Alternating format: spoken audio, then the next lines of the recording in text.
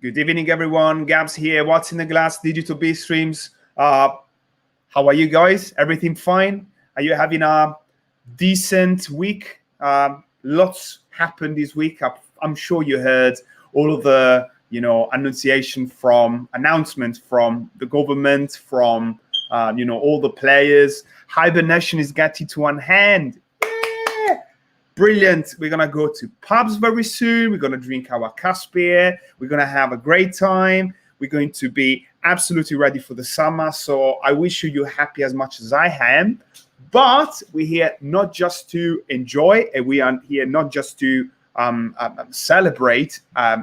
There's going to be a time for it, but you're also here for try to understand what is going on behind the scenes. So we're going to speak with breweries. We're going to speak, sorry, my hat is a bit twisty.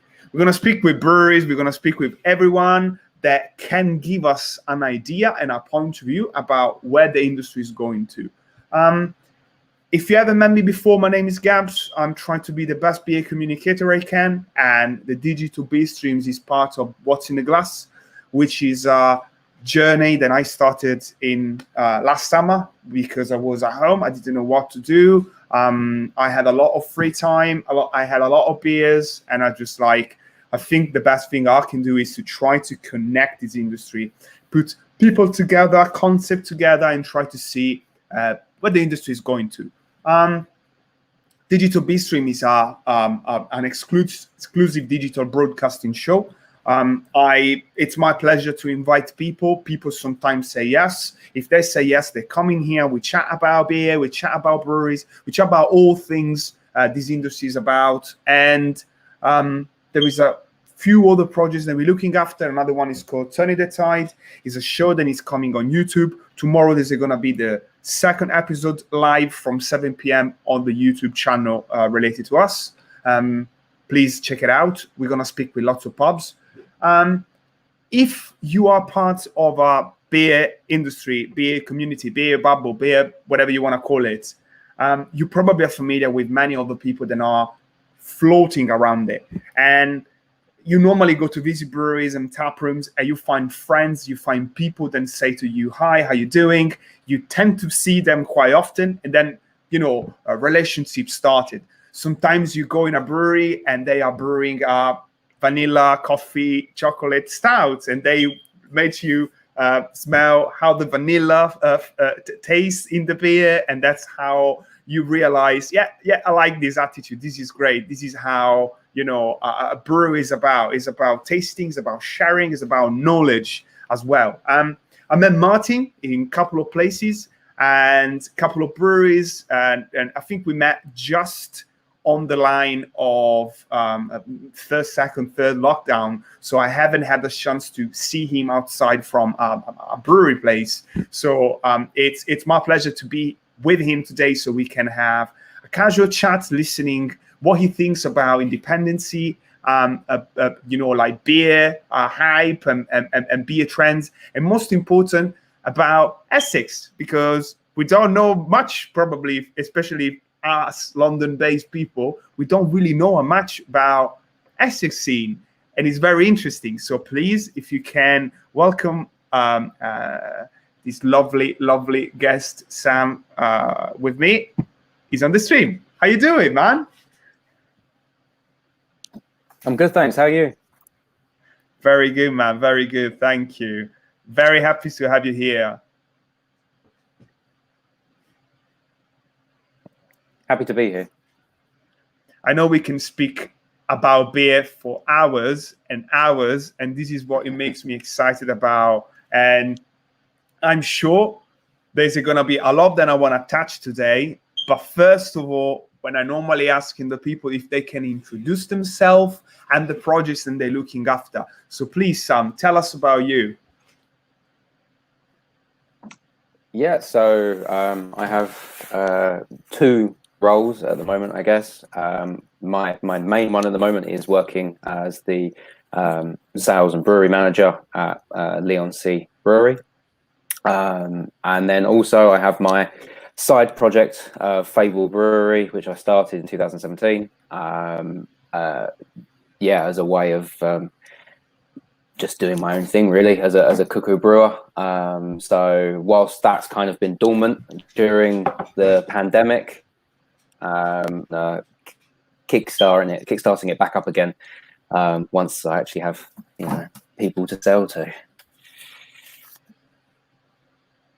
And how did you start with your experience in this industry? I know you had different roles in various beer businesses.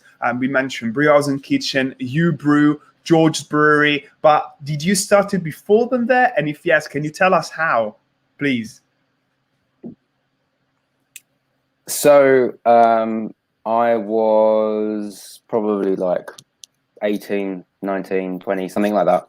And I was working at an activity centre. And I did a bit of homebrew because I lived on site. And that was what I did before. I quit and decided that I wanted to do something completely different, and just thought about lots of things, and I just fell on brewing, and it kind of just stuck as, I want to learn how to brew.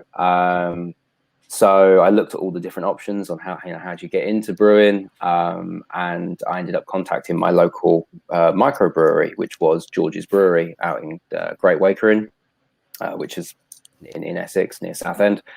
And that's where I started. I came in knowing, basically nothing, and I learned everything, from George's. Started as the cleaner, and I was there for about 5 years in total. And I was the point I left, I'd been head brewer for 2.5-ish years. I mean, like thinking about Essex in beer, related to beer, and maybe people that are based in London are not going to Essex that often, aren't exactly sure about how things are there. But I have this idea about very straightforward pubs, style like bitter or mild or pale ale. Not even too much lager, something that people just gonna drink because people, are not really that kind of fancy. Now, maybe I'm wrong. Tell me if I'm wrong. How the pubs are there? How's the scene there? Yeah, so the market is very different, like you say. When I started getting into the industry, brewing, the beers we were making, the majority is going into cask. You might do some bottles, but the main core of what you're doing is casks for cask-legged pubs.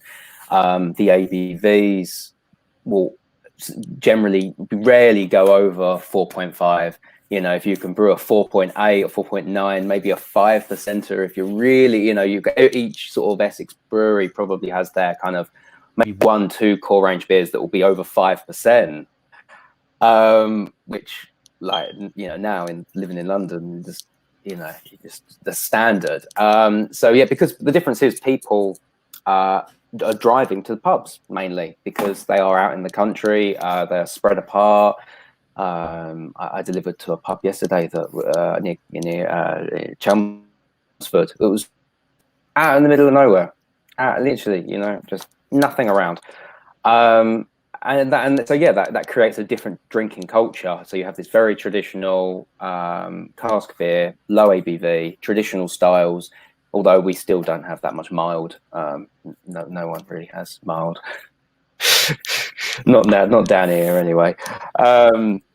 Yeah, so it's very different in comparison to London. With if you were to go to a craft beer bar that's got a varied mix of taps, you'd probably struggle to find something under 5%, and if it is, it's probably a Berliner Weiss. So yep. I'm curious to hear, for example, like you mentioned, people have to drive. So if they're approaching a pub, they may have a few session beers, probably, not even like in very heavy sessions, normally, apart from Celebration Day, Friday or whatever. So it's probably very easy if you are from Essex to rely to your local brewery and your local bottle shop to get the beers that you're looking for, bring it at home, drinking at home, and be safe. So do you think is this here to stay as a trend? In Essex in particular?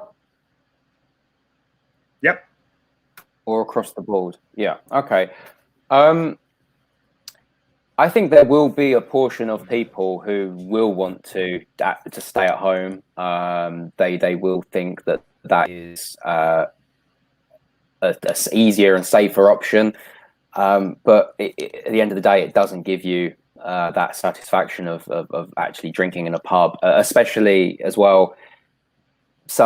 Most Essex pubs are the real traditional, what people associate as the great British pub.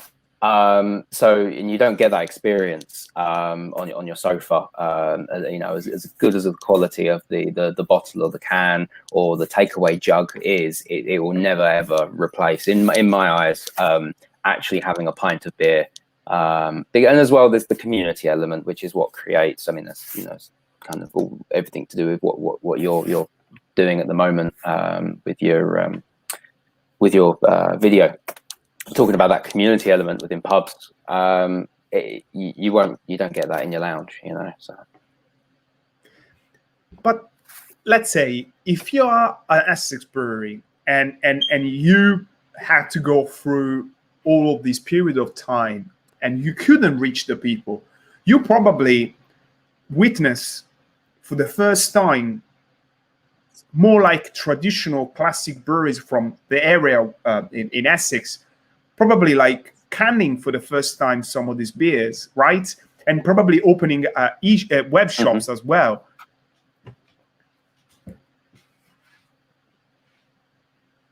Yes.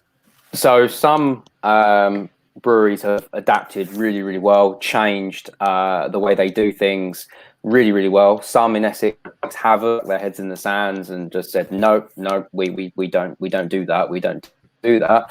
And of course, they're the ones that are struggling.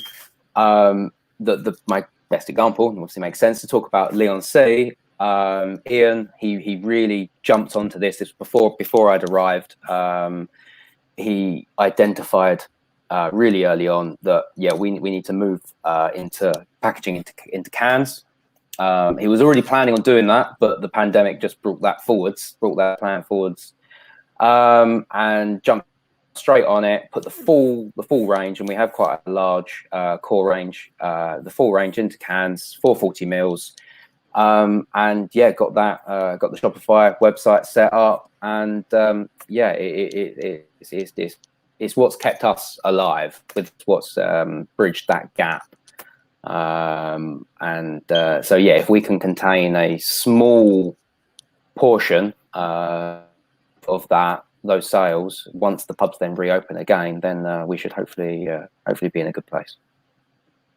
And you must be probably happy as much as many other people, as much as I am, knowing that very soon the so-called hibernation of the country is going away for a renaissance, hopefully, of our industry and all the other parts of the economy in this country. Have you managed to make any plans for it? Like, did you already start to put some beer in kegs, or slowly? Yes. So we've been quite fortunate in that we've been able to maintain okayish off sales, like takeaway sales, thrown tap room. And also we do bag in boxes. So we all the way through, we haven't been sitting on kegs. I know a lot of breweries have got kegs that they've ended up having to throw away because they just haven't been able to sell them. Whereas we've actually throughout, in little by little, we've chipped away, so that actually now we are in a position where all of our our keg and cask is actually fresh. We're not we're not holding on to. There were some, the odd obviously the odd guile here and there of certain beers that sadly did have to go past us, but yeah. So we've been able to have these small little packaging runs of cask and keg, what's left over from our canning runs, which we've then been using through the tap room. Yes, we've done, of our flat beer, we've done a whole brew dedicated just to cask and keg, which is Legra. So we've done that. So we are all prepped with fresh cask and keg. So as long as Boris doesn't change his mind, we should be all right. Yeah, like I don't think actually no one's gonna change. The imminent future. It will happen. It must happen. And clearly there's gonna be a lot to consider once we are up and running.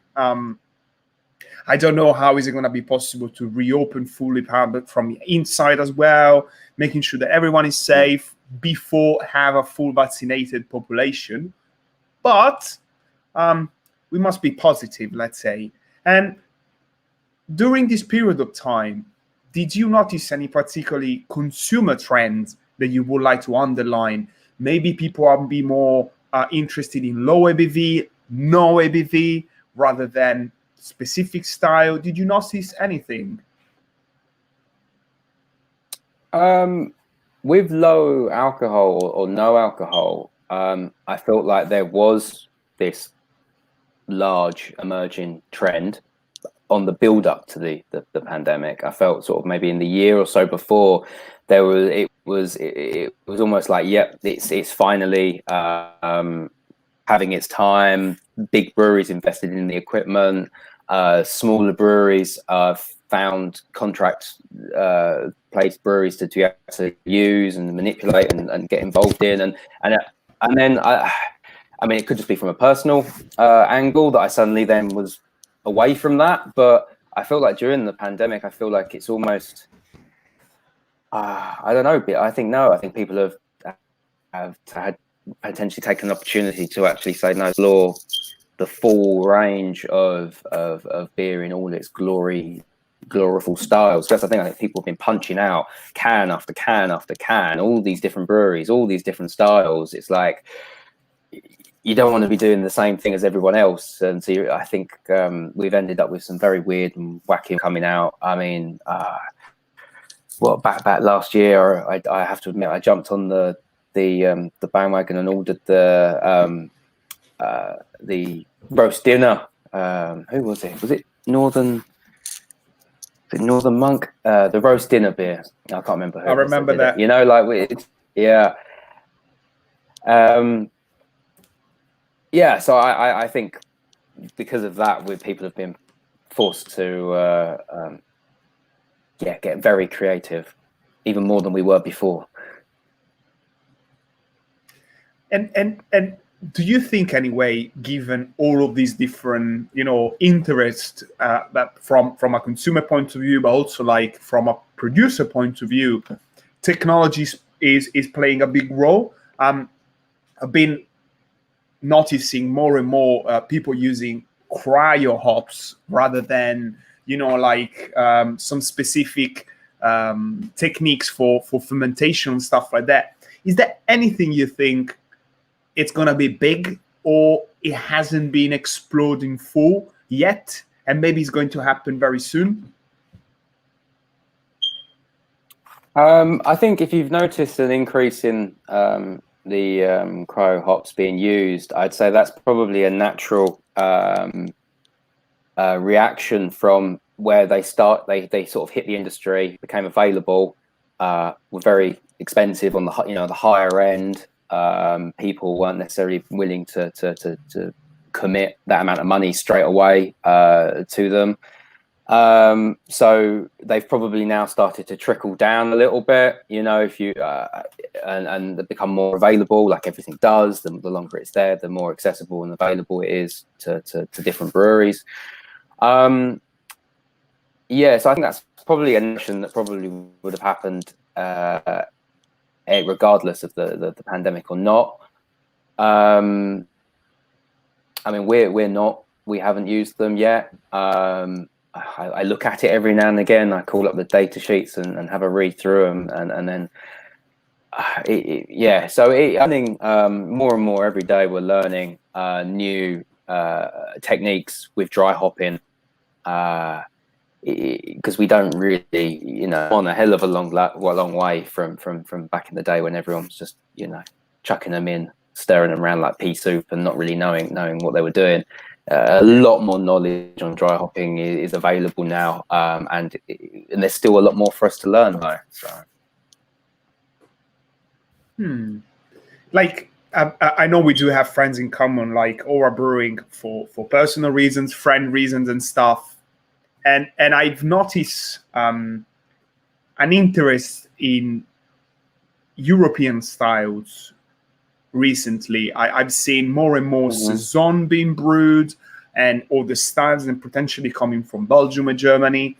And I always, been interested to hear if, in brewers' opinion, the impact of Brexit will actually make British breweries be more interested to brew those styles like never before, potentially, to make wide available these beers given the demand.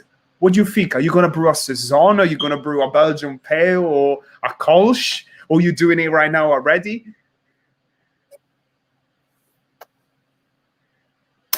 Yeah, it'll go one way or the other, isn't it? It's going to be breweries are either going to really want to produce those styles and try and source those ingredients because it's harder, or they're going to say, "Oh no, it's harder to do certain things now, so let's actually focus on our own heritage." So I think some breweries will go some way, some will. I mean, for us, we already have a saison as part of our sort of semi-core seasonal. Which is rhubarb, which we use rhubarb juice in, which was actually brewed today. Funnily enough, funny coincidence. That was today's brew day, and we are about to release to go with it as well a brewberry, which is going to be a goza with lots of berries. I won't say which ones yet. All the berries are going to be in brewberry, and we're going to be using Malden salt, which is another Essex produce. So I suppose the way that answers your question in that you can still do those styles, but you put your own twist on them. For ours, it's using those. We've got Essex rhubarb juice. We've got Essex salt going in. So you're still producing that style, but you're using ingredients that you're locally sourcing. That's a very good balance, actually. Recreating with what you find locally, things that somewhere else have always been made with the ingredients and the area ahead. This is brilliant. This is the right kind of balance that you're looking for. Reinforce an industry. Very interesting. Very interesting. Something else about the Essex trends. Are people drinking cider as well in the area that you are aware of? Yeah, cider is very popular. Back in the day when we had festivals, if you can remember when that was, if you went to a festival, there would always be a cider stand showcasing real cider, Perry, Cider, I think the other one's called. I'm not personally. It's not my. I have respect for cider. And how it's produced, but it's not my. I'd rather, if I'm going to go going for that flavor profile, I'd rather be having a sour beer. But yes, I think there are people. There are a lot of cider producers and cider drinkers. You've just got to know where to look, I guess. But not yet, any sort of what's the name, Hasselt producer yet in Essex, right? Hard seltzer. So I really want to do it, but I'm yet to convince the rest of my team that we should be doing it. I'm fully on board for it. I want to. I want to start doing it. I want to release it and see what happens. We've got one of our neighbours on our industrial sites, cocktail company. So me, it's the perfect collaboration waiting to happen. I've just got to sort of maneuver all of the chess pieces into place to make it happen. Maybe this is the final piece that will false hands. But then what are you going to say to the consumer? What are you going to say to the people? Like, I heard fashionable water. I heard the right in between cocktails and beer. I saw people doing it with grapes, someone else doing it with fruit. I mean, is it not too late now to really make it being that massive thing that has been in the US? Or do you think it's going to be explored and maybe in our own British way? How do you see the phenomenon? Yeah, it may or may not happen. As a general rule, we are always behind the US with most things. Some things really catch on exactly the same way. Some things don't. I mean, I suppose you could look at a similar trend to look at would be kombucha. It has definitely found its place in the market. I don't know, like numbers wise, whether it's still growing or stagnated or dropping, but like just from when you see, seeing it on the internet here, there, and everywhere, it grew and it has found its place in the market and in bars.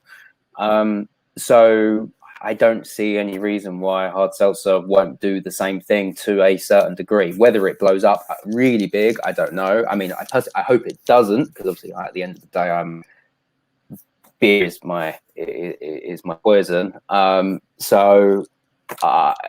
if just from the brewer in me that wants to just do absolutely everything, at some point I want to do gin and whiskey and maybe even cider, even though I won't want to drink or comes out the other end. But the process side of it, I have an interest in everything you could possibly want to make, really. Jaga yesterday mentioned, Jaga from Wildcards, she was guesting here yesterday, and she mentioned how interested she's on worldwide fermented beverages. I do have a favorite one, which is the Tepache pineapple fermented based alcoholic drink. Do you have your own one?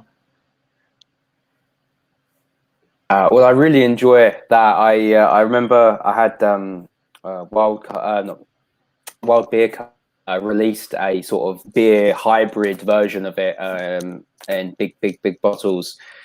I don't know how many years ago, and I remember really enjoying that.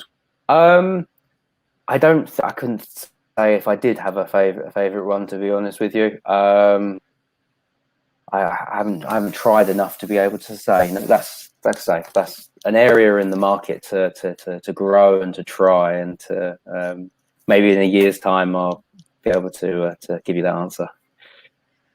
I take it. This is brilliant. And there is a question I haven't asked to many guests, but I know I can do it with you because you have strong opinions about things, and is the role of competitions in beer. Like, would you be happy? Of course you'd be happy if your beer win a gold medal in some sort of competition, the World Beer Award and stuff like that. But do you think it's essential for a brewery to really be noticed and jump to, I don't know, a different league or something like that?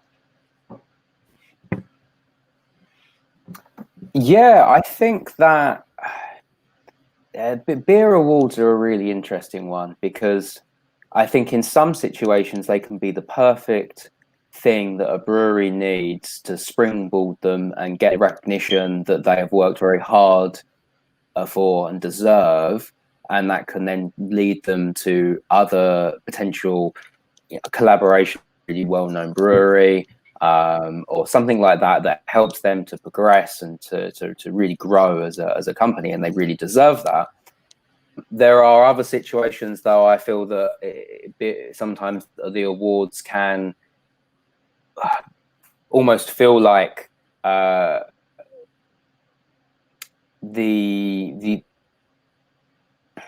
how to word this?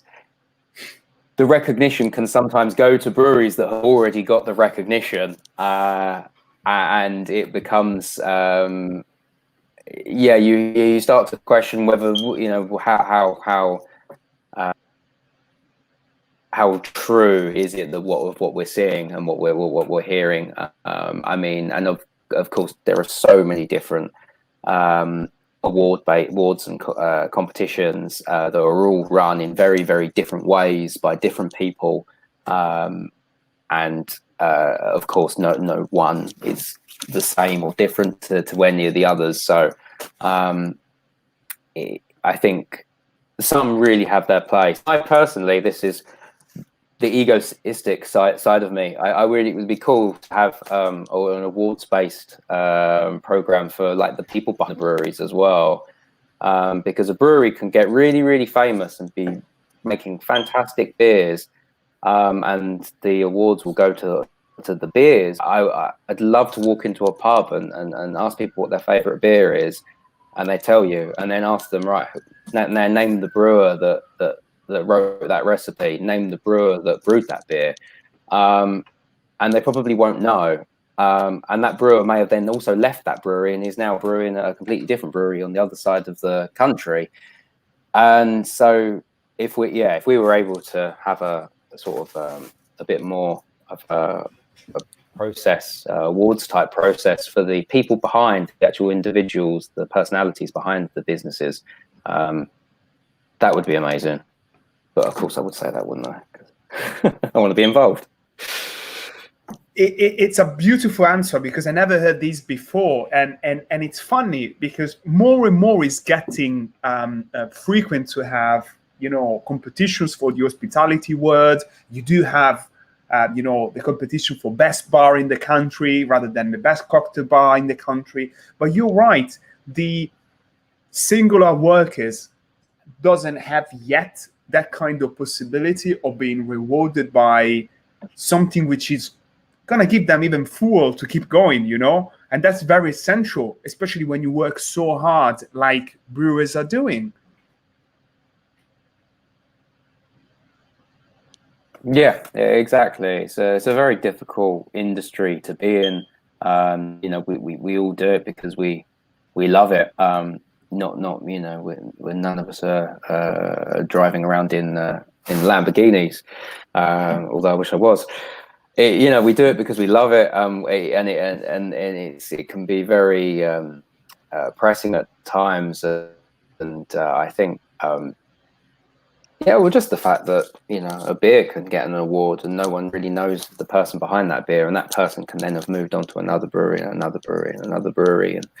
And if we were somehow able to follow the careers of brewers, as opposed to the paths of the breweries, it'd be an interesting element to add to the industry, definitely. I virtually split my time in between question and answers that potentially will take from now until the end of the stream. I do have 3 questions, very easy one. We don't have to go, you know, mad, but it will be very interesting to hear what you think about.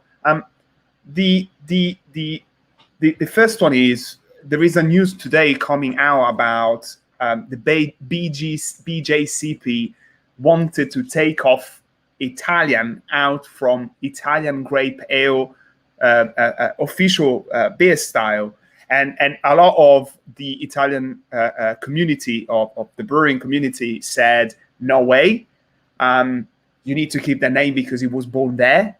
Now, question, you're a British brewer, British style.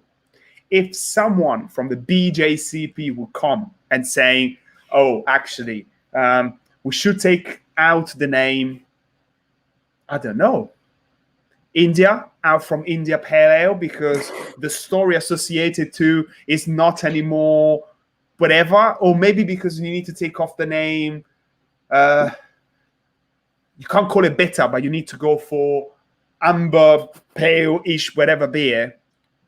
How would you feel about, like, and the reason is because I'm asking you is BJCP right in saying just grape ale, in your opinion?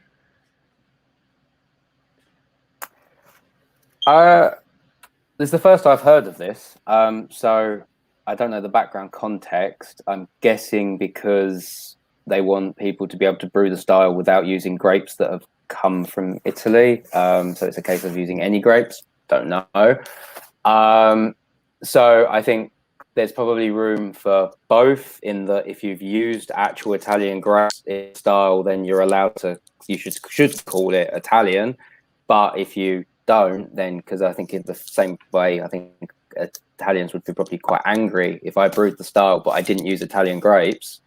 You'd probably be quite grumpy at me calling it an Italian grape ale, because it's not Italian grapes. So just to flip it on its head that way. But yeah, so yeah, I can understand the frustration. But at the same time, at the end of the day, brewers can put on the label what they want to put on the label. If you want to call it Italian grape ale, call it Italian. If you want to call it a grape ale, call it a grape ale. Amber, bitter thing, as opposed to best bitter, go for it. Do what you like. Yeah, it sounds very much like a German-style beef when you can't call a beer Kolsch, but you had to use the corn-style thingy, you know?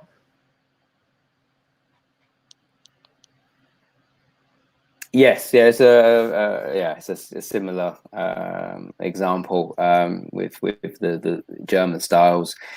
What, I think a lot of breweries, when they do a German style, they want to name it after what they've been inspired by, because they have admiration and respect for it.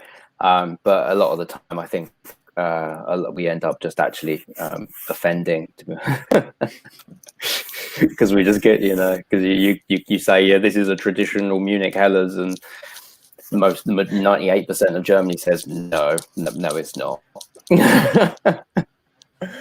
Yeah, good answer. I like that. Yeah. And Yeah.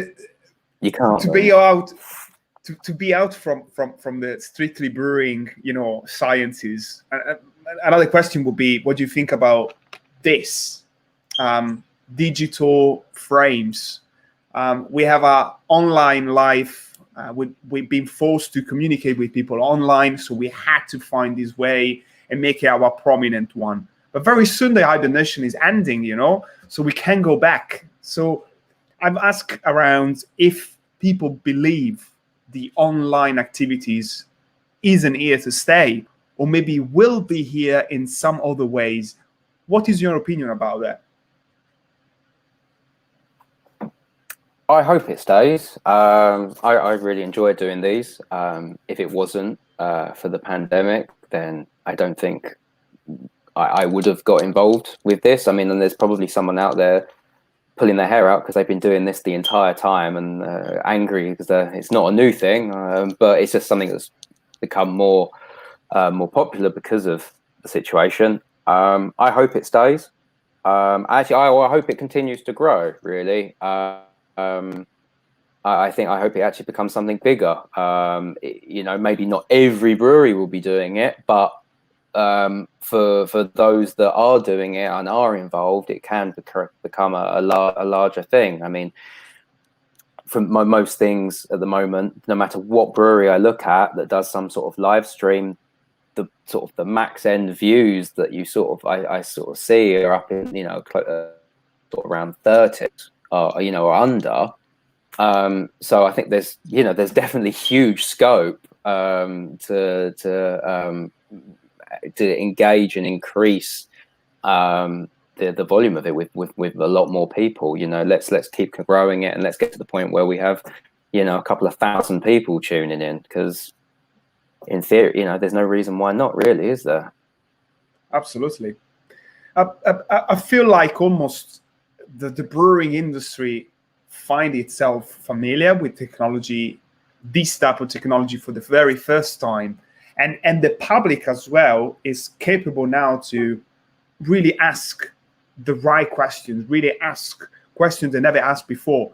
So I came, for example, asking you to the closing of the stream, so what's happening next in your, at the breweries that you work? Because this is at the end, ultimately, is the reason, because you want to go live and listening from the breweries that you know.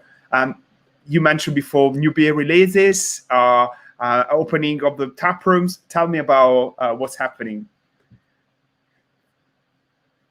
Yes, so we are going to be releasing for Leigh, we're going to be releasing a new Goza.